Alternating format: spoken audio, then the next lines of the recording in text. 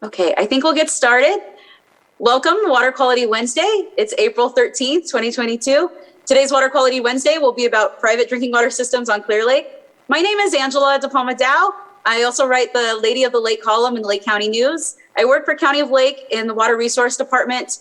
I'm an invasive species program coordinator, and I also manage a lot of our surface water quality programs. And I'm really excited about outreach and information sharing with the public. And so I started Water Quality Wednesday so we can get some of this vital water information out there. And I'm really excited that you guys attended today. So a few things we'll go through here. Introductions, I'll have a slide at the end where our speaker, introducing our speakers. We have a great team from CalWatch today. I'm really excited for the information they're going to be sharing from some research over the last year. Some Zoom webinar reminders. Just want to remind you guys that there will be a period at the end for question and answer. So we'll have a good 15, 20 minutes for some discussion after the presentation. There will be a Q&A chat box. So if you're on the Zoom webinar, there's a little chat box at the bottom. You can go ahead and put any questions or comments you have there, and we'll make sure to get to them by the end, at the end question and answer session. And I really want to give a shout out to those helping us present today, Sam Houston, who is doing all the technological heavy lifting here, getting this information out right now live on YouTube at County of Lake, or County of Lake Facebook live streaming. It'll be up on the County of Lake YouTube channel later, and it's also streamed on PEG TV, Mediacom Channel 8. So thank you, Sam, for that. There is nothing live yet on YouTube. It will be posted on YouTube in a bit. You want to go to Facebook County of Lake. All right, this meeting is being recorded, and it will be available also on the Water Quality or Water Resource Department website. And again, we'll also share this on our County of Lake Facebook at Lake County Water, as long as also with all the other Water Quality Wednesdays that we have. And then very important, we want to know how we're doing and how we can improve and how best we can make Water Quality Wednesday work for you. And so we do have an evaluation, and we'll put this link into the chat at the end. So any of you guys that are on Zoom webinar can go ahead to that link and be able to write a review evaluation. Let us know what you liked, what you didn't like, what you'd like to see maybe on future Water Quality Wednesdays. And just a reminder that Water Quality Wednesdays are open, accessible forum to share information, because there's a lot that's going out here on the lake. And so we want to make sure that everybody knows what's going on, if there's opportunities to be involved, and just to learn more and share that information. And really the goal here is to demystify lake and water science, and particularly so we can know who the people are, the places, the programs and projects that are all going on around the lake that we care so much about here in Lake County. And this is important because we all play a part in protecting these valuable aquatic systems. Whether we realize it or not, we do all play a part, and knowing what's going on really helps us achieve this goal.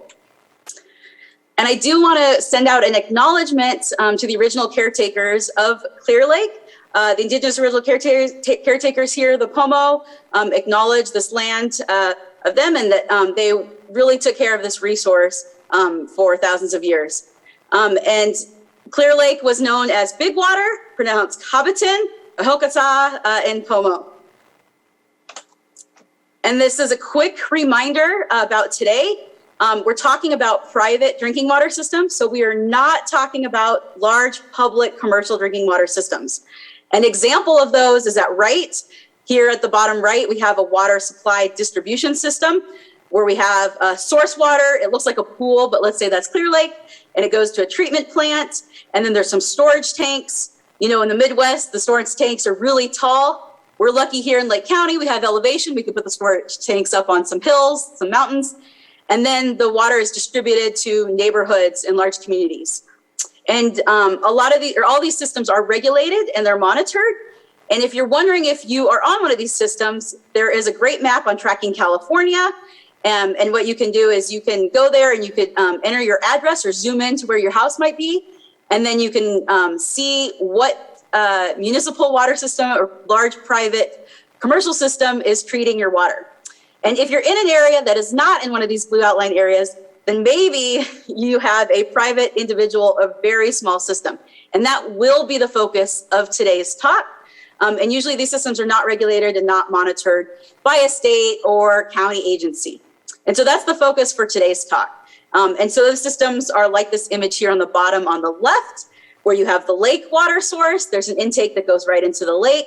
It comes out maybe into a little house, a little pump house, or a little area where there's a filtration system that has a pump, disinfection, and that goes straight into your home or maybe a couple neighbors' homes, and then that provides the water there. So the talk today is going to be really relevant to this kind of system. If you are interested in learning about larger public commercial drinking water systems, we had a whole Water Quality Wednesday about that too. And that was in September 1st, so that's available online. You can find it on our website really easy. If you go to Water Resources, there's a Clear Lake tab under the Cyanobacteria tab. This is kind of what the page looks like here. You scroll all the way to the bottom, and that is what pops up is you'll see the video link straight. It's embedded for the YouTube for this Water Quality Wednesday, where we talk about cyanotoxins and treatment systems for those large public treatment systems that you may be on. So just a reminder today as we're going through for this. Okay, I'm gonna introduce your CalWatch team and some of your speakers today, and then they will take over the presentation and they will introduce themselves as they go through their presentation today. So from Tracking California, we have Susan Policonis, David Chang, and Isadora Nogueira. In Public Health Institute, we have Gina Solomon. From the California Water Board's Drinking Water Division, Amy Little. And then from Big Valley Band of Pomo Indians, Rancheria, Environmental EPA there, we have Sarah Ryan. So these are all the speakers for your CalWatch team today. We're really excited to have them on and share their information with us of all the information they've gathered from the past year. They are going to be working on this project this coming year. So they're going to be gathering more information, and maybe we'll have them back for another Water Quality Wednesday after their project is over in a year or so. So with that, I will stop my share and turn it over to Susan. I want to check in with my tech and make sure there's no issues on their end. I'm going to stop my video. Great. So we see Susan. She's going to share her screen. Awesome. That looks great, Susan. I'm going to turn it over to you. Great. Thank you so much, Angela. I think I can speak for our whole team, and our team is much larger, and we'll talk about some of the other folks, but then the folks that Angela just introduced. We are super excited to be here today. This is a presentation that we've been talking about giving since we originally got the funding to do this work. And so it's a big day for all of us. And thanks to everyone who's here listening in. So Angela just went through the introductions, and you'll hear more from each of us as we go along. It's my job this evening to talk, just sort of give the broad strokes picture of what this project is, what the problem with harmful algal blooms is at Clear Lake. I think a lot of the folks listening in are going to be familiar with that, but we'll just kind of talk about some background and then let some of the other team members get into some of the specifics. So CalWatch stands for California Water Assessment of Toxins for Community Health. It's a great acronym. We're all very attached to it. And it is a 5-year grant from the CDC with a number of different components and a number of different activities. And I'll talk about some of those in the next slides. But the main focus is really looking at self-supplied water systems. And so that's the term that we're using to describe water systems like Angela was just describing that are not part of the public water system, not something that you're paying a monthly bill for, but for residences that are drawing water themselves, either directly from the lake or from a well that's near the lake. And we'll be talking about harmful algal blooms as well, and the way that they impact drinking water, as well as the way that they impact life and health and all kinds of things around Clear Lake. So this project is a partnership between a whole bunch of folks, many of whom you'll hear from tonight. The team at Big Valley Band of Pomo Indians, Tracking California, my organization, which is a partnership between the Public Health Institute and the State Department of Public Health. We have team members from the Office of Environmental Health Hazard Assessment, and Amy, who you'll hear from the State Water Resources Control Board.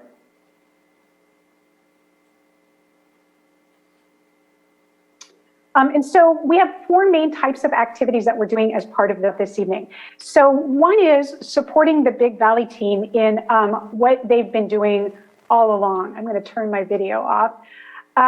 which is to keep track of not only the algal blooms, which they've been doing intensively since 2009, but also keep track of illnesses, both human and animal illnesses that come up that may be because of exposure to some of the blooms that we're seeing on the lake, or the toxins that come with those blooms. Another one of our activities is to provide more information to the folks who live around the lake, as well as to visitors to the area, about the impact of these blooms. And we often call them HABs, short for harmful algal blooms. Another one of our activities is to identify homes that are not on public water systems. And Angela just showed some great examples of the mapping that we did to try and figure out who lives in those homes that are not on public water systems that may be receiving water directly from the lake or from a nearshore well. So that was one of our big tasks in year one. And we identified almost 500 homes that are not connected to public water systems. And then for the residents of those homes who are interested in working with us, our other activity was to test the water. And that'll be a big part of what we talk about this evening, is the water testing and the results of that testing, what we found. So let me just do a couple of slides on harmful algal blooms, on HABs, for folks who may not be as familiar with it. And I have to say, I am not the expert here. Sarah Ryan and her team at Big Valley have been doing this for a very long time. They really have developed an incredible knowledge base around what's happening in the lake, in particular around the harmful algal blooms. These organisms are not new. They are tremendously old, millions, probably billions of years old. And they've been in Clear Lake for a long time. It's been, there's some historical reports. Certainly people who have lived around the lake for a long time have noticed that they were there for a very long time. But starting in around 2009, folks began to notice that they were getting more common, lasting longer. There were smells that were coming with them. They were starting to have a lot of real impacts. And so at that point, that's when Big Valley started to really start paying attention. Some of the other tribes in the areas as well, and start doing a lot of the work that they're doing. And Sarah will be talking about that when we get to her slides.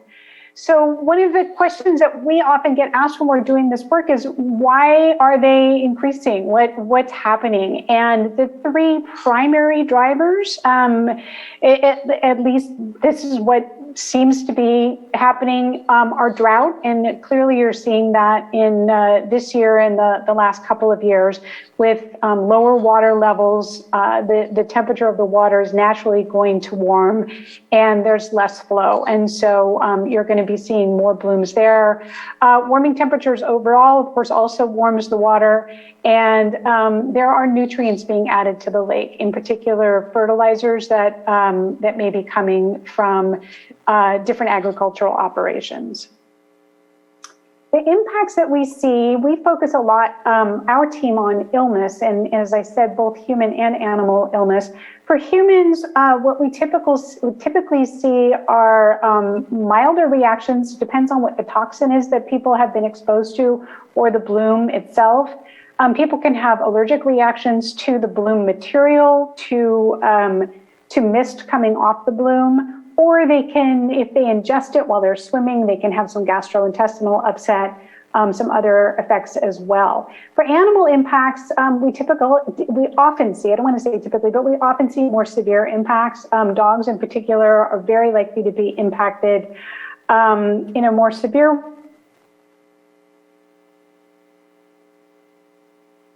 species of cyanobacteria they've been exposed to. But we do see dog deaths every year around the state. And it is something of concern that we like to share information on. Certainly, you know, the blooms and the smell and the sort of visual thing that goes along with them causes economic impacts as well.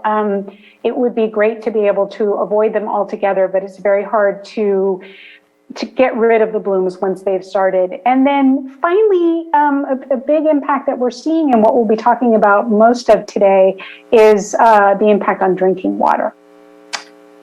And my last slide is just a little bit about what you can do. If you see a bloom, even if you think it's well known, you're welcome to report it. There's a public reporting portal that's part of the State Water Resources Control Board. The link is here, and we can also post that link in the chat.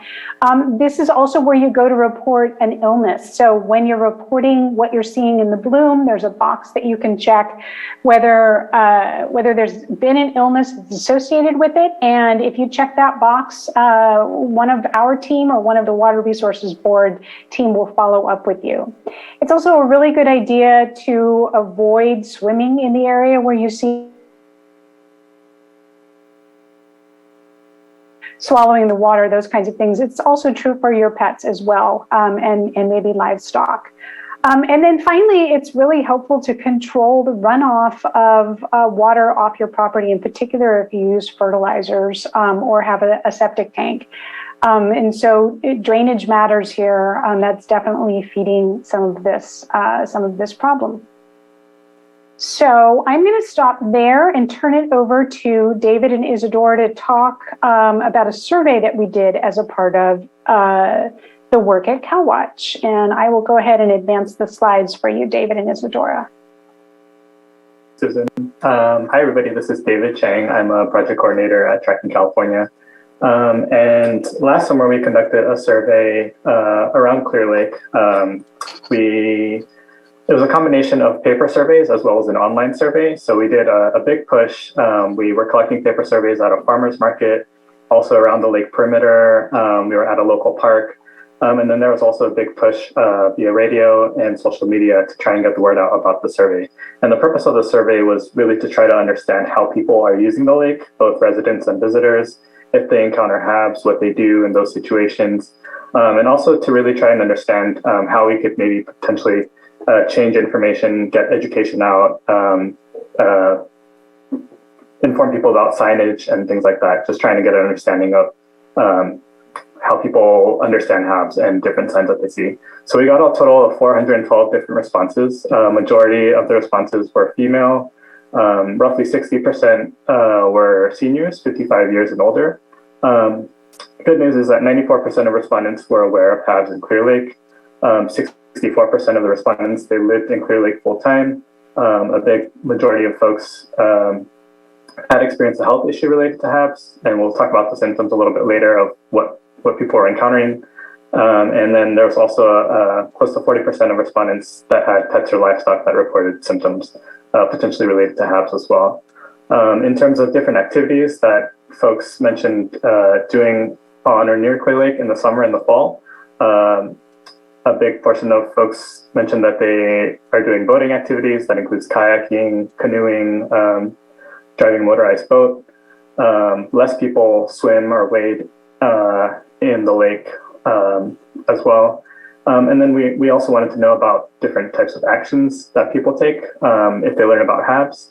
So most people keep their children away from the lake when they see scum, and also their pets.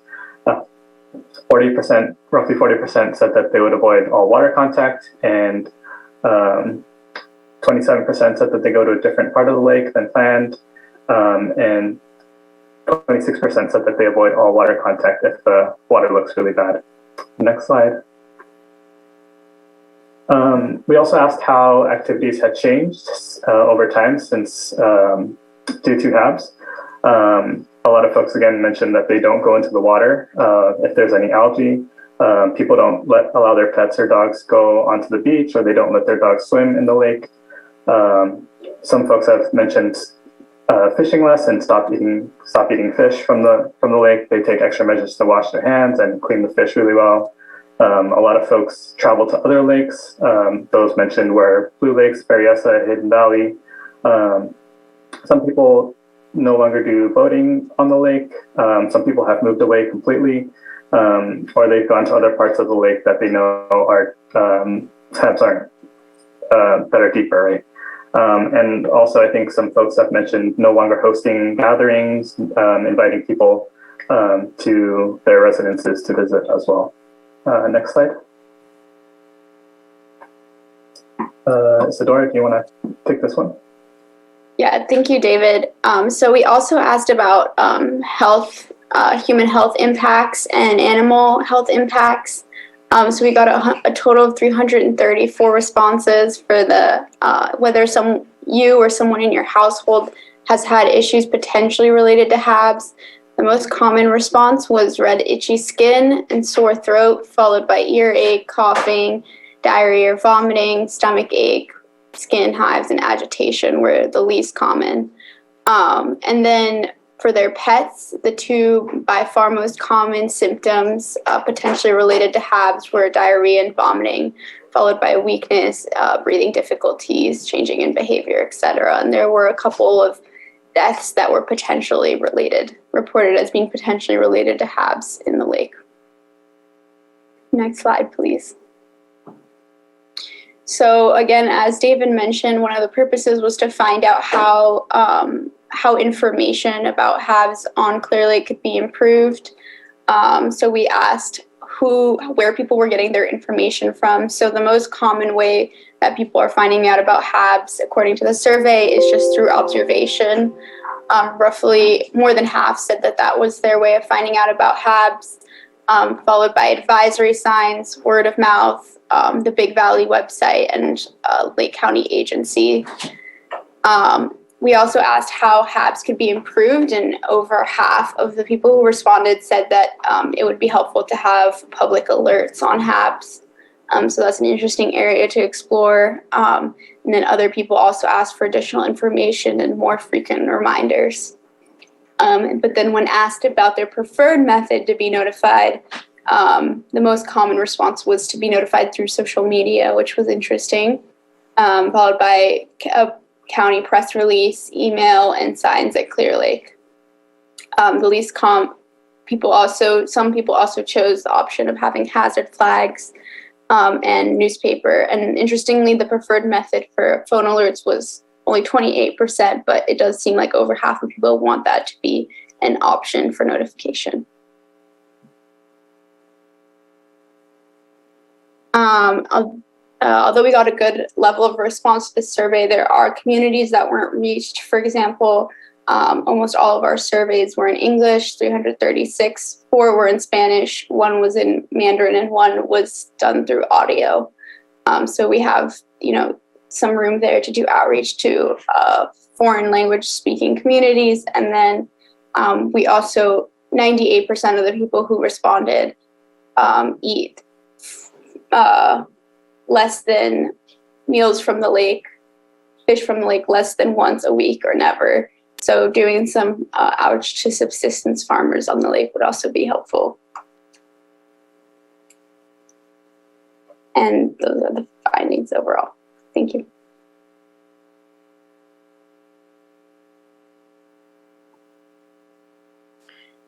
Hi, everyone. My name is Sarah Ryan. I'm the Environmental Director for the Big Valley Band of Pomo Indians, and I'm going to do the next several slides. We were really happy to be a part of this project because of the work that we're already doing on the lake for cyanotoxin monitoring and just water quality in general. So Big Valley does monitor the lake frequently, basically every other week from spring to fall, and have been doing that since 2014. This is a project we started with the Elam Indian Colony. And we also, with this program, we've been investigating illness reports that may be due to HABs exposure. So we are taking, going after water samples and doing microscopy on the water whenever we get an illness report that gets fronted to us. And then, of course, we have a Facebook page called Clear Lake Water Quality, where we put a lot of information. And we are also putting it on Big Valley's website at bvrancheria.com. And we work with local communities to share information, state and local agencies, so that they're kept updated with the toxin information that we have. Next slide, please.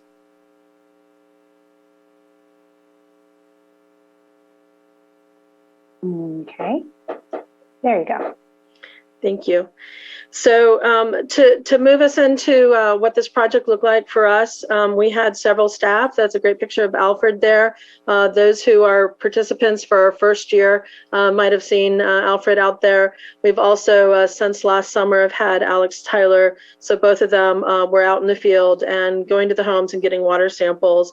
And we started to also accumulate quite a bit of information about all of our participants in terms of their treatment levels and the water quality in the area. And we wanted to collect information about these homes' water treatment so that we could better understand what the results meant in terms of treatment. Next slide, please.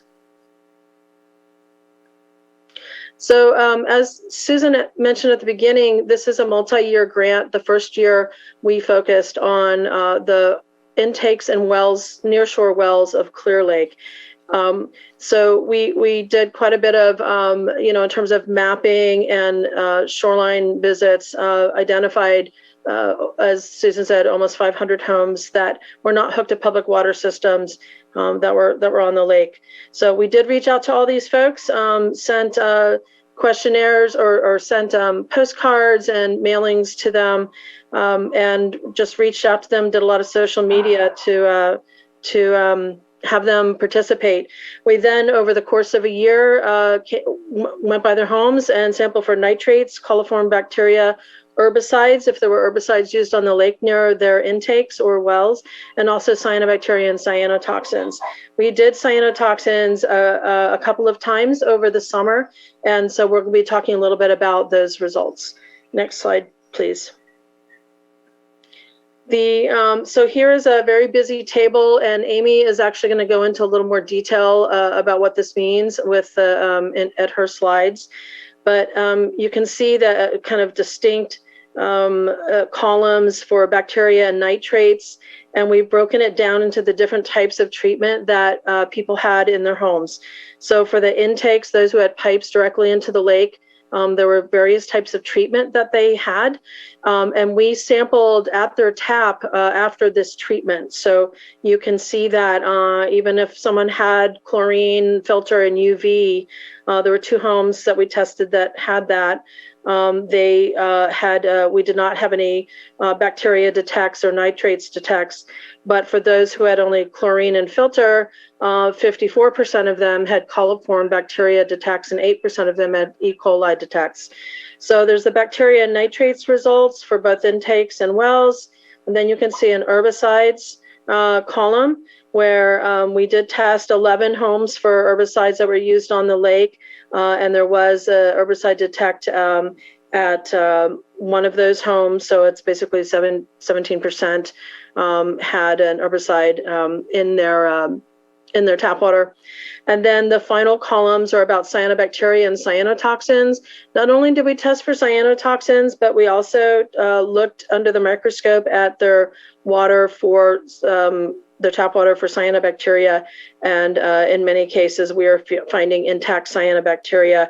And this was after chlorination and filtration of various kinds. Even in a few cases, folks had an RO system. So you can see that there was quite a vulnerability for, especially for the intakes in the types of contaminants that we were testing for. Next slide, please. And because we also conduct, the tribe also conducts recreational monitoring, basically cyanotoxin monitoring on the shoreline and also in the interior of the lake and in a few locations with the participation of UC Davis and also County of Lake Water Resources with Angela. We're able to get water samples from the interior of the lake from them. And then we also have our shoreline monitoring. And we are seeing, just from our shoreline monitoring, quite a bit of cyanobacteria. On the right side, you can see what it looks like under the microscope, what that bloom was on the left. So 2021, we had quite a difficult year, as many of you know. And so because we had that information, it was able to also help us with the intake and drinking water testing that we were doing. So we were able to see water quality from both sides. Okay, next slide, please. And actually in 2021, if you look at this map of the lake, these are our most frequent sites that we go monitor are recreational monitoring. So this is not the drinking water monitoring, but the recreational, just shoreline monitoring. And you can see that in the Oaks and lower arms of Clear Lake that there were danger levels. The most frequent toxin level for microcystin, which is a liver toxin, was at the danger level according to the suggested action levels of the Office of Environmental Health Hazard Assessment.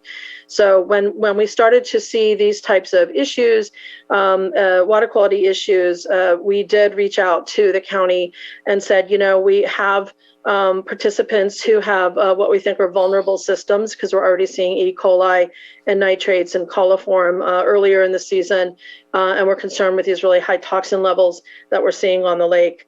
And so, you know, we're having conversations about that, and there was some action that was taken. I'll go into that in just a moment. Next slide, please. As I mentioned, we were even seeing intact cyanobacteria in folks' tap water. So those are pictures right there of some of the microscopy we did of the tap water. And as I've kind of listed here, you know, we are seeing various genera of cyanobacteria. Different cyanobacteria can produce different types of toxins. They don't always produce toxins. You really don't know until you send it off for toxin analysis. So we did find out of the 36 homes that we tested in the summer that 20 had detectable microcystin, that's a liver toxin, in them, with 13 homes having toxin levels above the US EPA health advisory of 0.3 micrograms per liter. And we had one home that was an order of magnitude higher than the EPA health advisory. And of course, this last summer, we were seeing quite a bit, you know, extremely high toxin levels for microcystin, the highest that we've seen in our years of sampling. Next slide, please. So as I mentioned, we started reaching out to the county when we were seeing these high ambient levels in the lake. We already knew the vulnerabilities of our participants.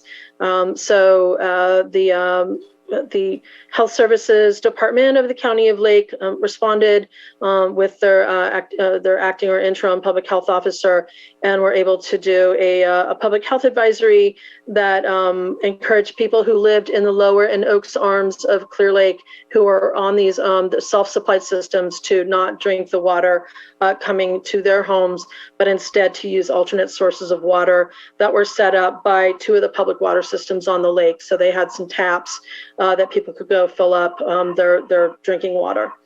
And this health advisory was in place for those homes from the middle of September to the middle of November, and then it ended after the lake conditions started to improve. Next slide, please. And I'd like to pass this on to Amy Little. Thank you.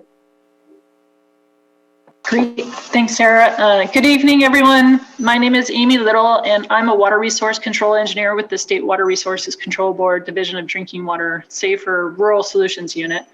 I'm grateful for this effort, and it's an enormous privilege to look at this comprehensive data set put together by this team. I bring the regulator perspective on what I see in the data shared. Let's start with some terms and definitions. There are regulated public water systems, which include systems that serve 25 or more people 60 days of the year. Approximately 44,000 people rely on those systems in Clear Lake. 17 public water systems draw from surface water and are required to follow the California Surface Water Treatment Rule. Then there are approximately 493 self-supplied systems in Clear Lake, which are unregulated drinking water treatment systems with fewer than 5 connections. And then next, a few industry terms that are out there, including in-home treatment or under the sink or point of use treatment. And the industry also refers to outside home treatment as point of entry, if you see that out there. Next slide. A number of acute contaminants were sampled during this project, including bacteria, nitrate, and cyanotoxins. This table shows the public health threshold and recommended actions to take if they are detected in the case for bacteria or exceeded for chemical contaminants for a public water system. For example, if nitrate is greater than 10 milligrams per liter, it is recommended a water system take immediate action to notify customers to not drink or boil the water. And if there are multiple contaminants present from this table, use the more restrictive do not drink, do not boil action. Next slide.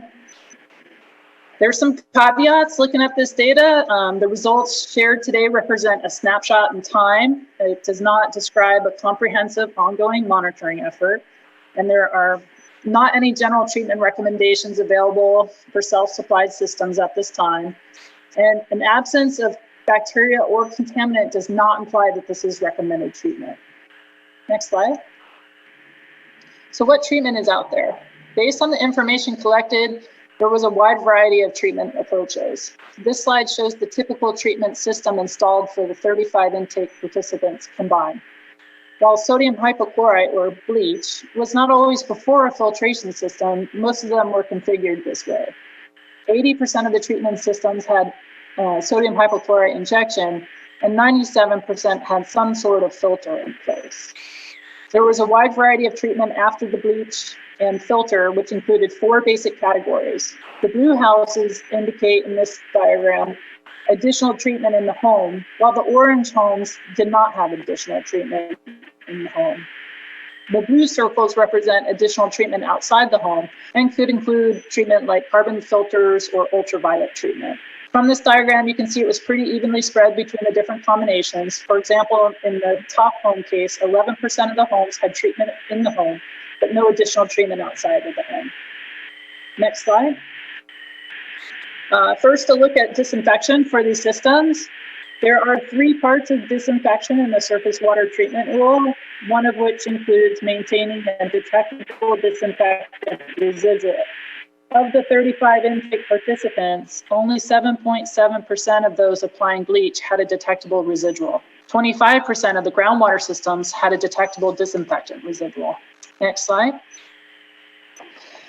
Next, according to a 2006 EPA guidance document for point of use, point of entry treatment, in addition to having a certified device meet standards, it is important that an in-home treatment system is free of any bacteriological activity. This picture, specifically to the right, shows the CalWatch results for bacteriological activity at the tap. For the in-home treatment systems, approximately 50% of the samples showed the presence of total coliform, while the homes without treatment had 27% and 72% total coliform, and E. coli was present at 1 home in each category. I'm on the nitrate. Sorry.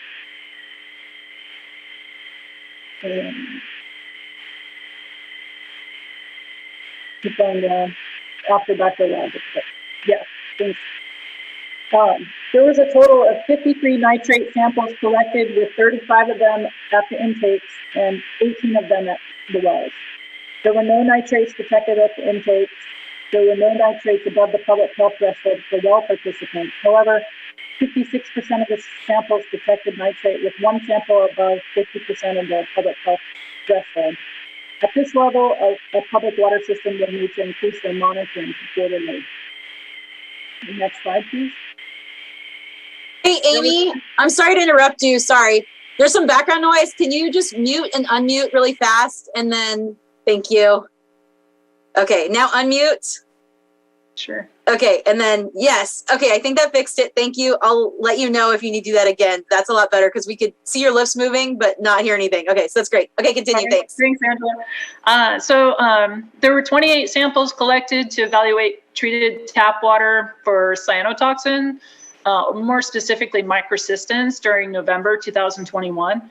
Based on a summary of those results, the homes without treatment systems, or the orange homes, had detections above 0.3 micrograms per liter for microcystin, measuring up to that, as Sarah indicated, the 3.85 micrograms per liter. Based on microscopy performed during the summer, even some of the homes with treatment systems had the presence of cyanobacteria cells after treatment. Treatment for cyanobacteria can be incredibly complex. Next slide, please. So what does treatment look like at a public water system? Well, this is just a brief glimpse of what treatment can look like. You know, certified personnel, complex treatment systems, intense monitoring, equipped with alarms, routine inspections, source water quality, and more is monitored to anticipate treatment shifts, adapting and optimizing treatment, maintaining equipment, and planning for future regulations. Next slide. So based on the results, the SAFER program would like to, for those interested, support consolidations and public water system partnerships in this region. If you're an unregulated self-supplied system, there are 2 projects underway in the region. The first project is in the southwest portion of the lower arm along Point Lakeview Road between Lobo Point and Canocti Vista Drive / Anderson Road. If you're in this region, you want to reach out to Susan Willis of GHD, and I've got her phone number there. The second project is in the south of the Oaks Arm along Windflower Peninsula, along North Drive and the shoreline. And there is potential grant funding available to connect to a public water system. And we're interested in hearing from you. So if you want to go ahead and reach out by email, that's great. And then there's also another outreach tool. And it sounds like it's similar to the one that Angela had mentioned at the beginning of this presentation. And then next slide. We wanted to equip you with some resources. You want to be sure that the device you're using will meet your needs. You want to be sure that the device will reduce contaminants as stated on the packaging or advertisements. The goal of the State of California Water Treatment Device Registration Program is to ensure that devices sold in California have been independently evaluated and tested to reduce health-related contaminants as claimed by the packaging. Also, treatment system maintenance is really important, and Imperial County shares their experience, and we've included a link here, and I can drop that in the chat later. And then finally, if there are bacteriological issues, CDC guidelines are available at this link, and then I'll turn it back over to Susan.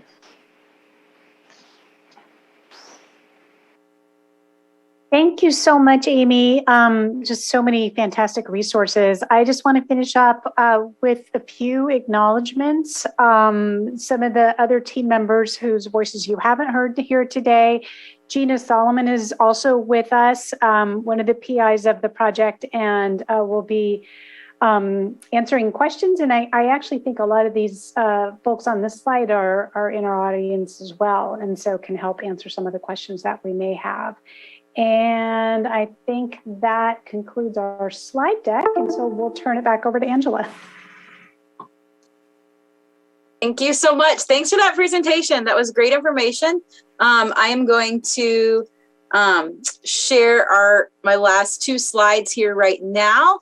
And then I do have a few questions for the group, and hopefully we can have some nice discussion on these. So I did get some questions coming in from the audience. One was asking how they can improve their water quality directly around their own property, like on their docks, and if they're allowed to add oxygenators. I'll let the group respond to that, but I will say that yes, from a county perspective, as far as what's allowed and regulated around the shoreline, that you have a private dock, you can install a oxygenator. There's also things called water movers. So an oxygenator is actually pushing oxygen in or taking air out from somewhere and putting it in the water. Whereas a water mover just has a little motor underwater and pushes the water. Some of those activities can improve local water quality. So the oxygenator actually adds oxygen, which creates a better environment for beneficials that we want in the water. And then the water mover actually creates a physical agitation that it makes it hard for cyanobacteria and particularly to establish. So those are some things you can do. There's various products out there. I would just, caution anything with electricity around the water to be careful of, and then lock it down. If people see something looks cool, they might take it. And then also just what you want to do is once you start it, you have to start it early. Putting it in there in the middle of August when you already have those big mats or it's really thick and green doesn't do much when it comes to trying to aerate the water. You already have the problem. So if you're going to get aerators or water movers, start them now. And then make sure you have a backup power system, because once that water mover goes off again, if it's the middle of August, that neighbors' cyanobacteria mats and stuff is going to come right in. So if you know you have an intake, like a private intake into your lake, and you want to put a little water mover there off your dock right above your intake or something like that, that's a great solution. We at the county would love to know if you're doing that, just so we can track. Maybe we can go out and do some samples of DO and just see how it's working. So if it's something that we can incorporate more in local ordinances or ideas for other folks, we would just like to know about that activity so we can see how it's working and perhaps collect some data for you. But I will let, looks like Sarah Ryan's there if you want to answer that. I know you guys have had some of these aeration projects in Big Valley Marina that worked pretty well. So we'll let you comment on that. Yeah, thanks, Angela. And just a couple of things. One is, in terms of improving the water quality, if you have an intake into the lake, the larger, the public water systems, especially with the drought, we're getting some projects together and some funding together to move extend their lines into the lake, because the more that your lines are pulling from, or your intake is pulling from a really shallow part of the shoreline, you're just going to get water that's just that much more challenging. I do know that some of our participants actually were engaged in moving their systems or their intakes a little bit further out to try to improve things. Yes, also just in terms of, access to the water for recreation or cultural activities or any of those things, we have been using aerators on Big Valley shoreline for a number of years. We also do a lot of tule replanting and really try to have an active management of what's going on with the soils and just the shoreline. And the aeration does seem to be helping in terms of limiting the amount of blooms that we're having on our shoreline. Great, thank you. The other question was looking for a source online about that has like a list of basically some of your results. So you guys did sample a lot of potential contaminants, and if there's a place to see some of those results for what's there. I think also this person was asking about maybe in general contaminants in the lake outside of cyanobacteria, if there's a source for that, where someone can find information. Angela, I had a quick follow-up with that. So we do have the fact sheet, but I think because I'm not the host, I can't put it in the chat. So I just wondered if there was a way that maybe one of the hosts could drop it in there. I don't want to take up too much time.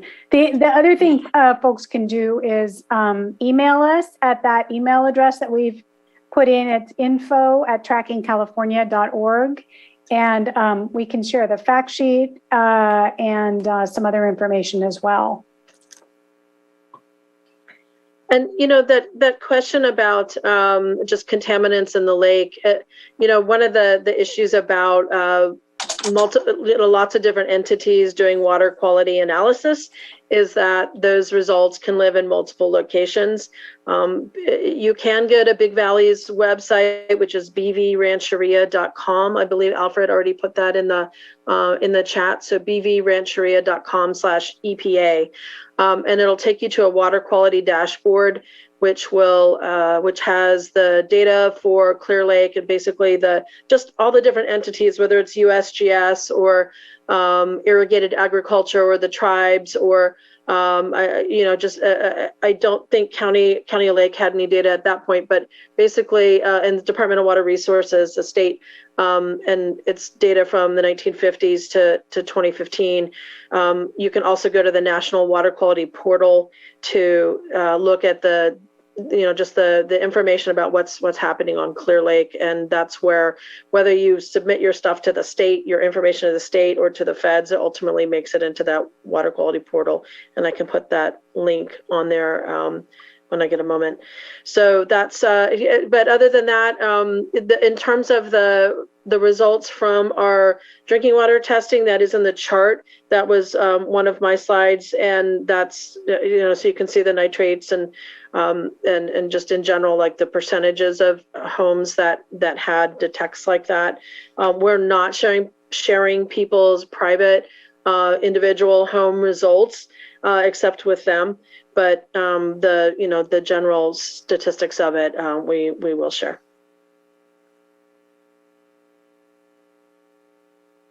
Great, thanks. And Susan, you did mention a fact sheet. So we have that and we will post it on our website, on our cyanobacteria page. And we will also include the links where we can, where this presentation is posted for that. I didn't know if you wanted to share it quickly right now. We're doing great on time. So if you wanted to share it now, just walk through it. If it's something interesting for folks, you can do that. We can do that. Yeah. Let me go back to sharing screen and pop that up. And then I have one question. Karen, I see it. We'll come to you after this. So get ready with your question and I'll unmute you here in a moment. So this is a lot of just what we walked through, but we wanted to have a version that you know folks could have and consume at home and think about a little bit more. But this walks through a lot of what Sarah in particular just went through in her presentation, what our findings were in the homes tested. So we have the coliform results, fluoridone, nitrates and cyanotoxins. And then the last page is that summary table that Sarah went over as well. So no new information, but just if you want to look at it a little bit more in detail, but not have to go through the whole recording of the presentation. So Angela will have that up on their website. And again, if you want to reach out to either Big Valley or to Tracking in California, we can send it as well.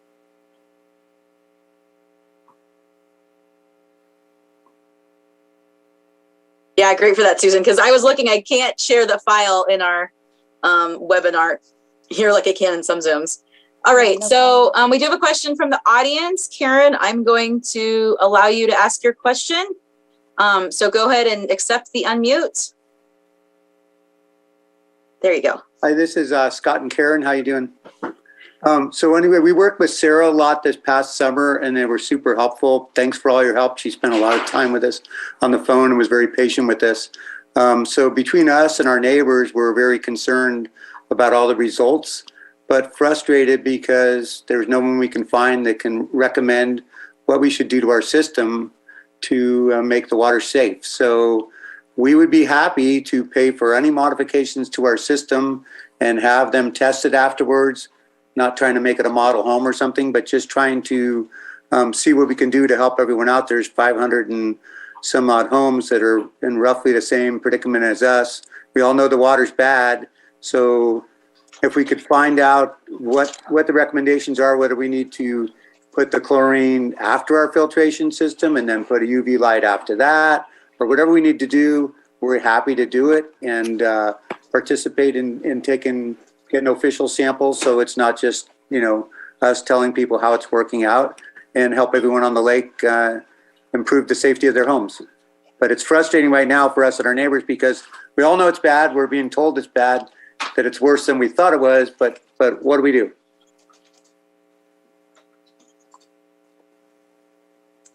Great, thank you, Karen and Scott.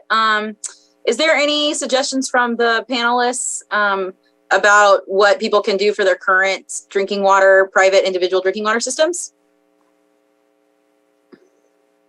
This is Amy. I would really encourage you to look to see if you're near other homes and could possibly form either centralized treatment and really with a public water system nearby. Hopefully that's an available option to you. Based on the level of this source water and the intense monitoring and required to adequately treat this surface water, it is definitely recommended to go down that path. Apart from that, in the meantime, would love to see a professional do a case-by-case evaluation to get between the long-term solution and the short-term solution to really optimize your treatment and encourage folks to do some monitoring.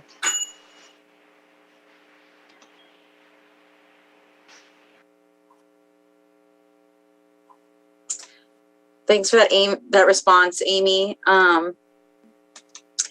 Yeah, I got a question earlier from someone that I wanted to bring up to the participants, and I believe you had a chart that had the different types of filter treatments that were included that you guys tested.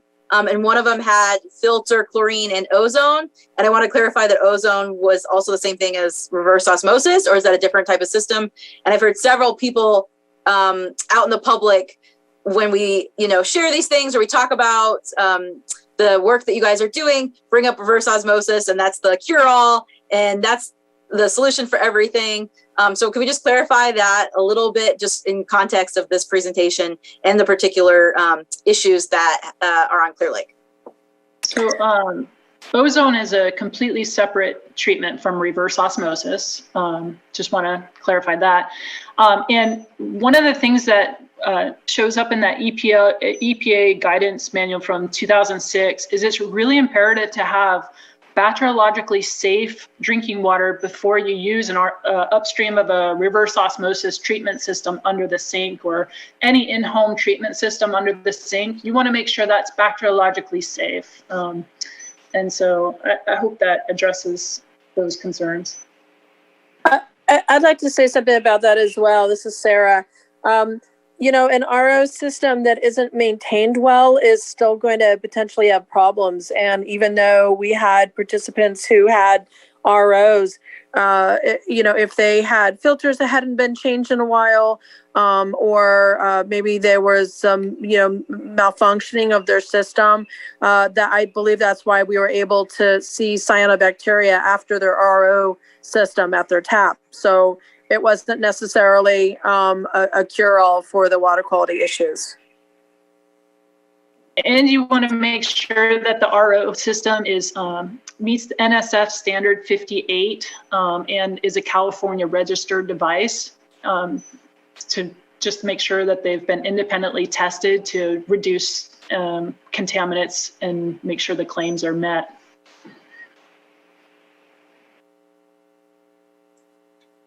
Okay, thank you so much. I have one more quick question, unless I don't see anything else in the chat or from the attendees raising hands. So I have one more question for the group, and then I just wanted to remind everybody that we do have evaluation link feedback for this presentation. And also, if there's anything you'd like to see in future Water Quality Wednesdays, I put that in the chat. I'll try to put it in another location, maybe in the YouTube comment section.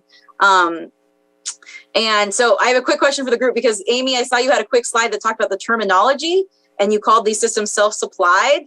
And one thing we struggled with developing, outreach to the public for cyanobacteria was getting the terminology, the vernacular correct about it's cyanobacteria, not algae, not slime. So everybody knows what we're talking about. And I'm wondering if that's something that this group can do, because I've had trouble, I wrote a column last Sunday in Lady of the Lake, Lake County News, but I had trouble expressing exactly what these systems are called. I said small, private, individual. They've also been called very small, self-supplied, and direct. So I'm just wondering if the group has what's a term we definitely want to call these, that we can refer to them all the time from now on, so it's clear what they are and distinguishing them from the big public system. So this will be my last question, comment before we adjourn today. But I'd like to hear your thoughts on that, group. Yeah. So this is Amy. We've been going with self-supplied systems, and that's fairly recent, and that's to encompass both domestic wells and the unregulated systems, those that are below 5 connections, and that includes individual intakes too. I will just add, this is Susan, that as soon as Amy introduced our team to this term, we all adopted it immediately, because it's so specific and exact and does a better job of describing what we're working with. So we really appreciate that. And does it seem like the folks you're working with and the public understand that term and are utilizing that term, and it makes sense and they can distinguish what type of system it is? Or is that something that if we all use that term now and go forward and adopt it across the board, that seems like that'll catch on, be easier to catch on? I expect we'll be seeing, when state resources are communicated, we will be using that term self-supplied systems, and time will tell whether or not it fits appropriately or not. Great. So thank you so much. I appreciate everything from the speakers today. I have some of their contact information up on the screen right now. We are at 7 o'clock, so we are adjourning. I did just want to, again, acknowledge thanks to the county staff, Sam Houston and Matthew Rothstein, for staying late again on Wednesday to help us put this together and host it. I apologize for some of the background noise earlier. Seems like we figured out a way to solve that. We also have some Water Quality Wednesdays coming up. We don't have dates set, but we will have something from Vector Control here on Clear Lake, as well as US EPA. Those are both things that are in the docket to talk about mercury information. So those are coming up in the next few months. Again, if you want anything specific to be talked about in Water Quality Wednesday, please fill out the evaluation link that I put in the chat. You can also call us at Water Resources, 707-263-2344. You can message us directly through Facebook at Lake County Water, and we'll be able to fit that in with our Water Quality Wednesday. Thanks again so much for all the speakers. The Cow Watch Project is great. We really appreciated hearing from it today. And thank you guys, and I hope everybody has a great night.